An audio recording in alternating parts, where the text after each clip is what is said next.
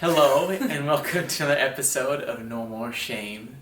Today, I have my wife on the show with me again today, Lauren, and we're going to be actually talking about miscarriages. We had one right before we found out. That we were having Evelyn.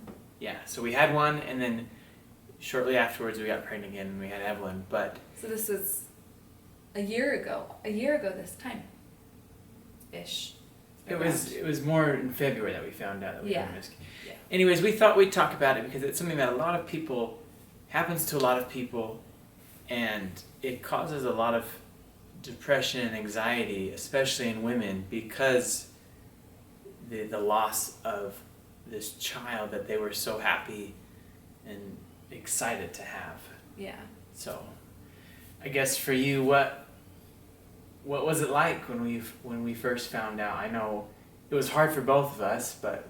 Well, I can preface a little bit. So we... Yeah, sorry. No. I'm Well, just we jumping had into been it. hoping to... We've been trying to conceive since, like, the fall of the previous year. And that alone was already kind of, I think... maybe a little bit of a pain point, because some people, they can just like think about getting pregnant and they can have another child or have their first child or whatever, or their only child. And so we'd been trying for a few months because we were trying throughout the fall, and then it wasn't until February of the next year that we finally learned that we were pregnant. And we were excited because we'd been hoping and planning for this, and it was already something that I think you'd been ready to have kids earlier than I was. Looking back, I'm very grateful that we waited as long as we did, because it was great to have that time with you. But we were like 2 or 3 months married. And I remember one night just being like, do you want to have a kid now? Like, I was really excited. And like I said, like, I think at that moment I was half joking, half serious. And I remember one night I really was like, yeah, I think I am ready. Which, I don't know if anyone's ever really ready to be a parent. Especially now that I love you, Evelyn. When you watch this Sunday, I love you. She's asleep. But... yeah, so it was something that I've always wanted, and it was really exciting. I remember for both of us when we found out we were pregnant. Mm-hmm. And we were lucky that, because some people's infertility, I don't know if we would even consider infertility, but some people can go for a long time, and that's no criticism of people who are able to get pregnant super easily. That's beautiful and wonderful. It just goes to show everyone's different. Mm-hmm. Like some people, like they think about it and they get pregnant. Yeah. That's how it feels. Other people... It takes 5 years. Yeah, really. I know someone who... I know, that's why I'm saying that's what I figured. I know someone it took a long time for him and his wife to get pregnant. But that already kind of set me up to kind of be a little bit questioning my body, just being that it had taken more than a couple of months. It took a few months before we were able to conceive. Yeah. And so I was already kind of questioning, like, why isn't my body conceiving? Oh, yeah, we're wearing different clothing because last night the battery died in the middle of what we were saying. So we're just going to pick up where we left off, but obviously we're not in the same clothing. Surprise. And it's not the same time of day.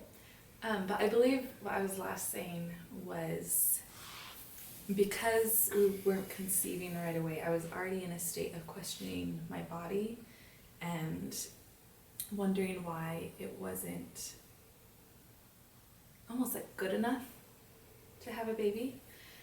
And so then I believe we found out that we were pregnant in February. It was January. Was it the end of January? It was January that we found out. So the end of January, we found out we were pregnant. I kind of had wondered, and so I got a pregnancy test, and I took it, I believe. Can't remember exactly. I picked it up for us. You picked it up? Yeah. Okay, yeah. Because you were curious, and I was excited because you were curious and thinking. So I think I went and picked one up. Yeah. And then I came home, you tried it, and it was positive. Yeah. And so we were super excited, and we were kind of keeping it quiet just between us for a tiny bit, but we were really excited, so we wanted to share it with our parents. It was like a week, or maybe, I think it was Okay, a week so maybe that that we little kept it bit to felt ourselves. like a long time because Maybe we were it so might have been excited. 2 weeks, but we didn't keep it. It wasn't like super long, and then we But had the our only people we parents told over. were our parents. Originally, we told our parents, Mm-hmm. and then once we told our parents, And we did a cute little bun in the oven. Didn't I make cinnamon rolls? You made cinnamon rolls, yes. Yeah, yes. to be like, oh, we've got a bun in the oven. But then, I think both of our moms were like, "Oh, you don't have you can tell people when you want to tell people." Yeah. So you got really excited. Because traditionally people just kind of like keep it hush hush and tell a bit further Yes. along. So you got really excited, I remember, because then you wanted to start telling our siblings. Yeah. And so we were at, I think it was your sister's birthday dinner. Mhm. We were at, and everyone was going around the table saying what they liked about her. And then you added, and I think you're going to be a really good aunt of our baby or something like that. Mm-hmm. And then, so they knew, and then we were going to tell my family like that. Next week. No, it was like the next day or Tuesday. Because we told my siblings on a Sunday. And then we were to tell my siblings that week because Sid was on her mission, and she called in once a week. I don't remember. I think her day was Tuesday. We were to tell them. I started. Wasn't it Tuesday that you started? The day we were going to tell them, which was the day Sid was going to call from her mission, was the day we were going to tell my siblings, but then you started bleeding. Wasn't it Monday night? Oh, it might have been. You started having a little bit of blood, and then Tuesday. Which I was trying not to worry too much because, especially towards the beginning of a pregnancy, it is, I guess, somewhat common to have a little bit of pink staining because of like the embryo attaching to the lining or something. So I was trying not to worry too much, but then it was getting worse and it wasn't stopping. Yeah. And that went on for about a day probably before I started to get really scared. And I guess long story short, we had been about 2 months along and we're finding out that we were losing the pregnancy. And I don't know, I think it's important to talk about this and make this video because I don't know if we said this already, but miscarriage and pregnancy loss, it is a somewhat common thing. I believe it's like 1 in 4 women will experience it, some not even realizing that they're experiencing it, but there's a lot of different statistics because you don't always know that some women don't know that they were pregnant and then they have the miscarriage. And sometimes, I think women know and they don't go into the doctors to report it. Mm-hmm. So based off of what they know, what they report, yeah, there was like 1 in 4, but there's a lot of different statistics online because there's a lot of different variables that play into how they find out.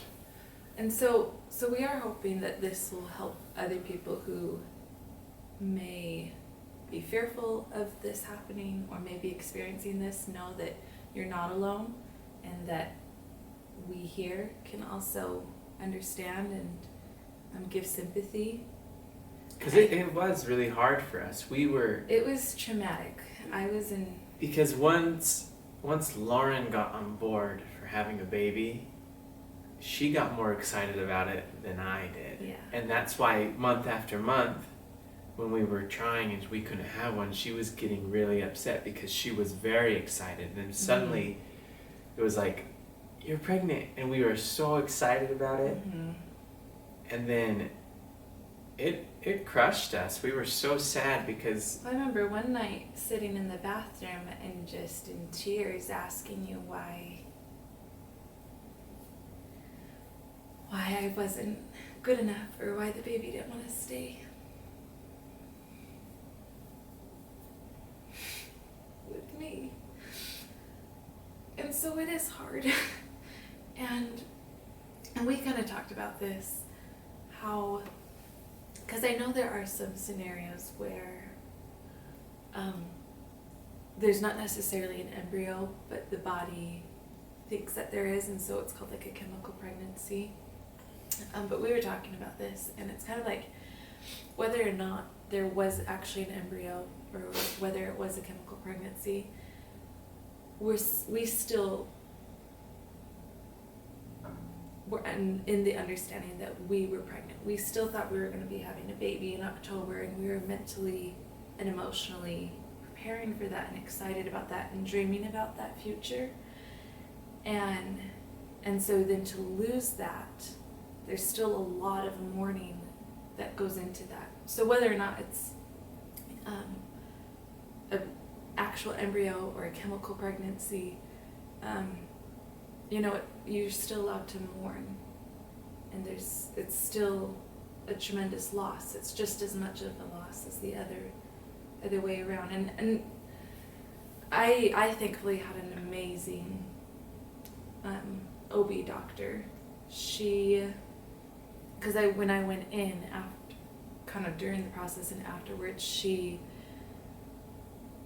completely took time to listen to me. She sat there, and once I asked a question, she didn't kind of stand up and be like, well, I've got another patient. She just sat there and asked, okay, what else? What else?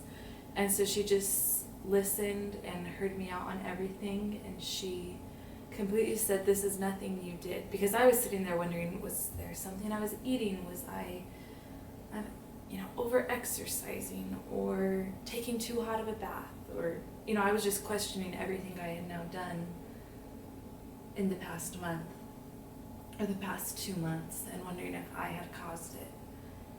And luckily my doctor was amazing, and the office, they sent me a card. Did they send me flowers? No. I don't remember if they sent flowers or not, but I know for a fact, I think we still have it, they sent you a card. And I think it was actually from your doctor, wasn't it? It was. Yeah, and she was just expressing her sympathies for us losing our child, because we were so excited for it. Yeah. And I think something important to also say is, obviously it was a lot of tremendous pain for me, but I also don't want to overlook the pain that it causes for the dad to be. And you're right. Like, I think it's hard. I'm not gonna say it was harder for me. It was very hard. I was so excited at the fact that we were having a baby, especially because I've always wanted a little girl. I've always wanted a baby.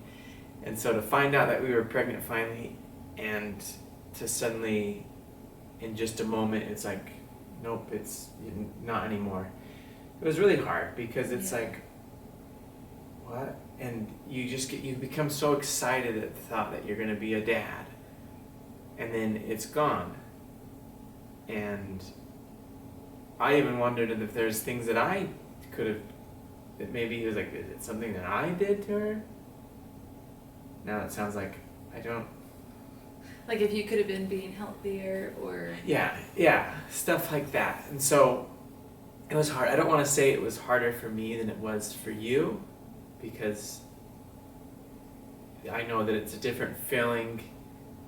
It's almost like I had the emotional and mental aspect, which you also had, but I also had the physical aspect. Yeah, you knew that there was something there inside of you, that you were going to be growing. And so I'm not gonna say that it was harder for me, but I know that it was hard for me. Yeah.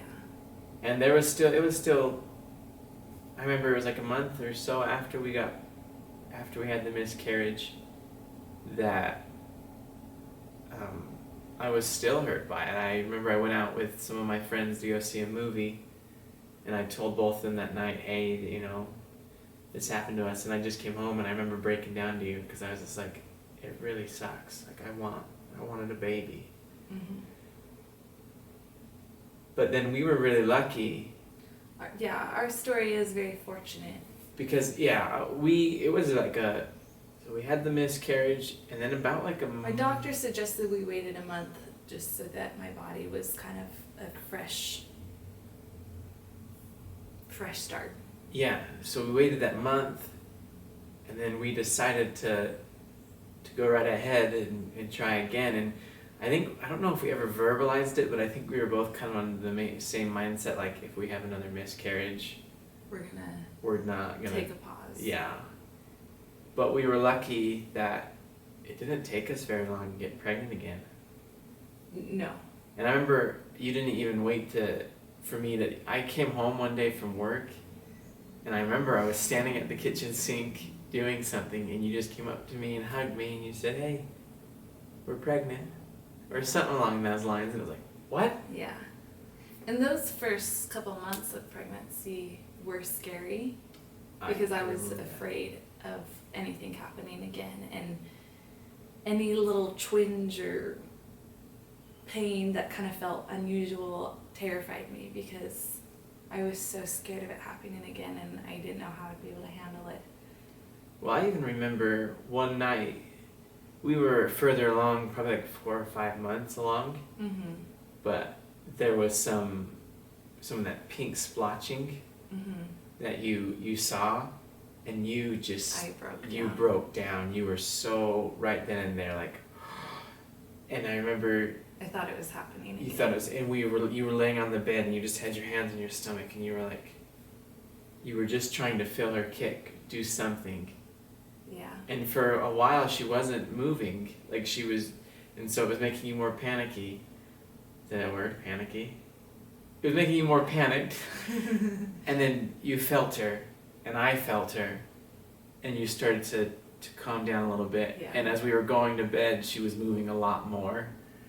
And it was like her little way of being like, it's okay, Mom, calm down. And so you once you started feeling her a lot, you very much calmed down, but it wasn't until like the next day. Because I was even still feel questioning her. the little. Yeah, it wasn't until the next day that and you were still feeling her that you were really like, okay, she's fine, she's safe. Yeah. And a little bit of a backup, I think. So with our miscarriage before we were able to conceive Evelyn, I think I didn't know how to really handle the situation, and so I continued. It started on the Monday. I went to work all of that week, and I think if I... Wait, when we had the miscarriage, you went to work all that week? Yeah, I think if I were to go back, and my suggestion to anyone that might be struggling with this or may struggle with this in the future, take some time off. It would have, I think it would have been terrible for me being like alone at home, but I think it was not easy trying to put on a good, because I'm a school teacher and I can't be up in front of my students like sobbing. And so, you kind of put on this good face, and it was really hard that week to just kind of act like everything was okay and get through the day. Well, I remember the day that we went to the doctors to go figure out if we had a miscarriage or not. They're doing the blood work. Doing all the blood work. I texted someone at work to see if I could, I said there's a family emergency, can I come in, can I just take this day off? And they asked if I could come in just for a couple hours to make sure everyone got out because they were doing something else that morning. And so I went and did that, and as soon as I found out he was coming, I left. And I worked with my dad, and he wasn't the one I was texting about this, but he had texted me like, hey, is everything okay? And I said, I don't know yet. And he's like, the baby? And I said, yeah. And the next day I went to work and I was talking to him about, he knew that we had a miscarriage. And I remember what he told me. He said, if that ever happens again, don't come into he's like, work. you don't come into work. That's way more important. Yeah.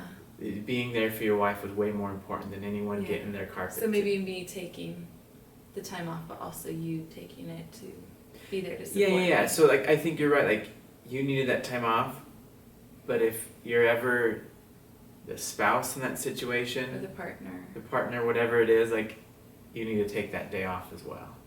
Yeah. Even if it's just that first day when you don't know, when it's that scary situation. Mm-hmm. Because it wasn't like my dad was mad, but he was very serious, and he was just like, if that ever comes up again. You shouldn't have come in. Yeah, that's basically what it was. He's like, you didn't need to come in yesterday. Mm-hmm. And so it's important that it's something that you need to go through together, I think. If I had gone into work that day and left you home alone wandering all day long and going to the doctors by yourself, I don't think it would have been good for you, and I don't think it would have been good for me. Yeah. It was great for us to be there together and to have each other to Have the emotional that support from one another. Yeah. Yeah. And I mean, because with the first pregnancy we had done these fun announcements and everything, with the second one, I just, I remember I found out that I was pregnant on, I think it was my little sister's birthday. Nope, it was your No, mom's birthday. it was my mom's birthday, yeah. And then I didn't tell any of them that I was pregnant until the end of the month, so until the end of April. Oh, did we wait that long? I thought we waited like a whole month. Well, so my mom's birthday's on the 9th, and then we waited until the 29th, I know, because it was my older sister's birthday. And I went over to my parents and I told my mom, dad, and little sister. And then I waited even longer than that to kind of slowly start to tell my other siblings. Just because, well, and even with the first one, I was really struggling. And so when I was losing the first pregnancy, I just texted my mom and said, Mom, will you let my siblings know? And she's like, yeah. And so she sent out a sweet text to all of them. But then with the second pregnancy, I waited. I remember that. We both waited. It was, Yeah. we didn't. It wasn't a big family party, just kind of one-on-one. I remember I was on a walk with my sister, another older sister, and Said something. and told her then, and we went on a lovely walk and called some of my other siblings, but it was just slow and We didn't kept it rush into it. We kind of just, because there was the pain from the first. yeah. So I hope this video makes anyone else who has experienced this feel not as alone. And for those who may experience this, I hope this brings a little bit of hope. Comfort and hope that you're not alone, because it does happen to a lot of people. I was reading a bunch of different statistics about it yesterday before we made this. I've heard statistics that it's frequent, that it happens with the first one. And like we said, you have a friend who they struggled with infertility for 5 years. Yeah, and it may not even always be the first one. I have family and friends who have, it's been like their second or third kid, or fourth. Like they already had kids. They'd already had kids and then they had their miscarriage. So it could happen to anyone at any time, and it's never an easy thing, but I guess knowing that it's not you, Mm-hmm. that it's not something you're doing, it can just happen at any time. Yeah. Is, I guess, maybe where the comfort lies. Is that what Yeah. you would suggest, or what really helped you get through this? I think having that doctor, and maybe it was just because she was so well, she had a really good bedside manner, as you say. Like, she was very sweet and very patient, but also just knowing that she's an expert on all of this, and having her look me in the eye and tell me it is not anything you did. And then also kind of explain, like, sometimes the embryos, they know that the DNA is just slightly off, or the genetics are just slightly off, and so it chooses to, the pregnancy ends because it's not exactly what it should be. And so that helped a lot. I also think the adage of time heals all wounds, that, you know, the more time distance that we had from it just kind of helped, I guess, numb the pain a little bit. But obviously, if I like really sit down and kind of think back to that experience, I get emotional. But also I think just the time and being heard and seen by other people, like, you know, that validation. Yeah. I think, again, we were fortunate, and it's not everyone's experience that they then get to conceive so quickly afterwards, or at all afterwards. So I think definitely conceiving Evelyn and the pregnancy going so well with her kind of helped to kind of ease that original pain, but that doesn't mean it replaces that. Yeah. So, yeah. Anything else? What helped you to not move on, but kind of ease? I think Ease something the that pain a really little made bit. it easier was the fact that we did get pregnant so quickly. Yeah. Because it was just, you know, it was like a 2-month wait, and then it was like, oh, we're pregnant again. It was like, oh, wow. Yeah. But I don't know necessarily what helped, but I do feel that it helped us grow closer as a couple. Mm-hmm. Because, and it's not that we weren't close. I think we've always been close, but I think it helped us grow closer simply because it was a traumatic loss for us. And so we were really depending on one another to be there for each other. Mm-hmm. So, I mean, it's not the ideal way to grow closer to one another, but I think We were able to. we were able to, and it was nice knowing that you were there for me, Mm-hmm. and then I was there for you, and that we were able to be that emotional support. Yeah. Because it was, I mean, we've lost family members since being married, but this was like the first loss that we both could really share because it was our baby. Yeah. And so I liked that it was the opportunity for us to grow closer. Yeah. So that's all I really have. So thanks for watching today. I hope that this video really does give hope to anyone who has gone through this situation as we have, and anyone who may in the future. Mm-hmm. It's never an easy thing, and you know, if you're struggling with it, and I saw statistics saying that women struggle for years after a miscarriage. So if you're struggling, like don't be afraid to talk to someone, reach out for help. There's a lot of professionals out there who are willing to help you work through this, and there's no shame in talking to someone about these things. Yeah, it doesn't have to be a silent loss, because I think that's probably why so few people do know, because people are like, oh, wait until this amount of time to even tell the world that you're pregnant. And so then if you lose the baby before that, it's kind of like No one knew. it's almost like you're suffering in silence. Yeah. Because, yeah. So you don't have to be silent about it. And, and there'll probably more people than you imagine that can lend comfort and sympathy to you. Yeah, it was nice seeing. This is another side note. Like the day when we finally found out we were having a miscarriage, and you asked your mom to tell people, and I was kind of just letting my family know that, hey. Oh, yeah, because we did tell your siblings. We didn't after the fact. Yeah, we told them that, like, hey, we actually had a miscarriage. That's how they found out. It's like we had a miscarriage. Yeah, they didn't know that we'd been pregnant until they knew it was lost. That very night, they brought over two of my sisters showed up with a thing of asparagus for you, because they know how much you love fruit and vegetables, and then a some ketchup for me because I love ketchup.